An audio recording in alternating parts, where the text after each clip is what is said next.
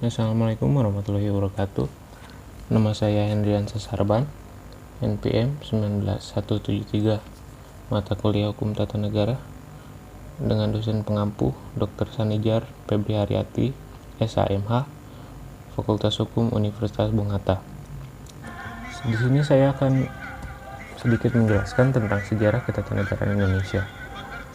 Sejarah lahirnya pemerintah Indonesia tentu tidak dapat dilepaskan dari pernyataan bangsa Indonesia sendiri sebagai negara yang merdeka dan berdaulat penuh atas wilayahnya. Oleh karena itu, Proklamasi Kemerdekaan Indonesia tanggal 17 Agustus 1945 merupakan suatu sumber hukum yang untuk berdirinya bangunan Negara Kesatuan Republik Indonesia. Kendatipun demikian, Proklamasi Kemerdekaan tersebut bukanlah tujuan akhir dari dibentuknya negara Indonesia itu sendiri, melainkan hanya sebuah sarana saja demi mencapai tujuan dari bangsa Indonesia, yaitu mewujudkan masyarakat adil, makmur, berdasarkan Pancasila sebagaimana dituangkan dalam pembukaan Undang-Undang 1945 di alinea keempat. Menurut Kansil, proklamasi kemerdekaan bangsa Indonesia itu secara garis besar dapat diartikan sebagai A. Lahirnya Negara Kesatuan Republik Indonesia. B. Puncak perjuangan pergerakan kemerdekaan setelah berjuang berpuluh-puluh tahun sejak 20 Mei 1908, dan C. Titik tolak daripada pelaksanaan amanat penderitaan rakyat. Sejarah pemerintahan Indonesia bermula semenjak bangsa Indonesia memproklamasikan kemerdekaannya pada tanggal 17 Agustus 1945. Sejarah lahirnya pemerintahan bangsa Indonesia telah dimulai sejak bangsa Indonesia belum memproklamirkan kemerdekaannya, yaitu pada tanggal 29 April 1945. Pemerintah Jepang di Jakarta membentuk sebuah badan yang disebut Dokuritsu Junbitsu Sakai, atau yang dikenal dengan Badan Penyelidik Usaha-Usaha Kemerdekaan Indonesia dan disingkat menjadi BPUPKI. Badan ini beranggotakan 62 orang, dipimpin oleh Dr. Rajiman Wodyodiningrat, mengenai dasar-dasar pemerintahan bangsa Indonesia.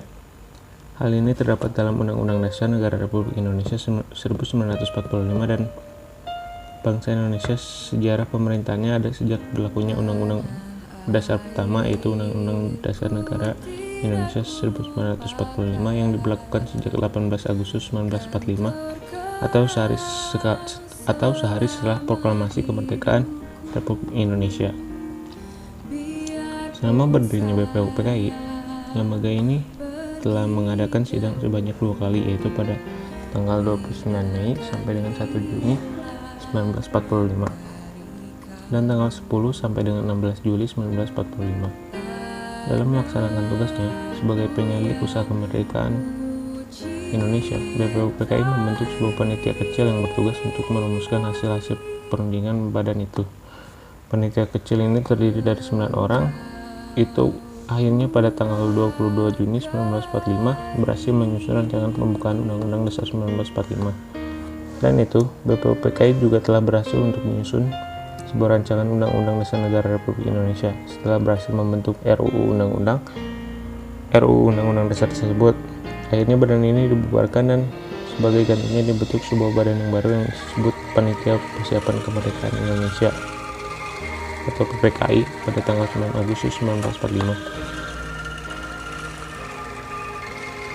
Sebuah badan yang bernama PPKI ini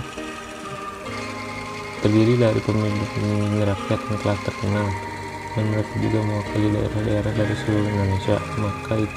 Maka oleh sebab itu, badan ini dianggap sebagai satu badan perwakilan yang mewakili seluruh rakyat Indonesia. Sehari sudah dibicarakannya proklamasi kemerdekaan Republik Indonesia, yaitu pada tanggal 18 Agustus 1945, PPKI mengadakan sidang dan akhirnya berhasil menetapkan beberapa hal, yaitu yang pertama, pembukaan Undang-Undang Dasar 1945. Yang kedua, Undang-Undang Dasar 1945. Yang ketiga, memilih Insinyur Soekarno dan Dr. Andes Muhammad Hatta masing-masing sebagai Presiden dan Wakil Presiden Republik Indonesia. Yang keempat, pekerjaan Presiden untuk sementara waktu dibantu oleh sebuah komite nasional. Yang kelima, dan pada tanggal 19 Agustus 1945, PPKI kembali mengadakan sidang dan berhasil menerapkan 2 hal, yaitu pembentukan 12 Departemen Pemerintahan dan pembagian wilayah Indonesia dalam 8 provinsi dan tiap-tiap provinsi dibagi dalam presidenan.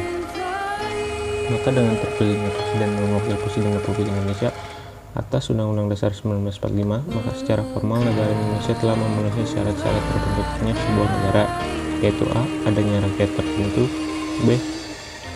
Adanya wilayah negara tertentu, C. Adanya kedaulatan, dan D.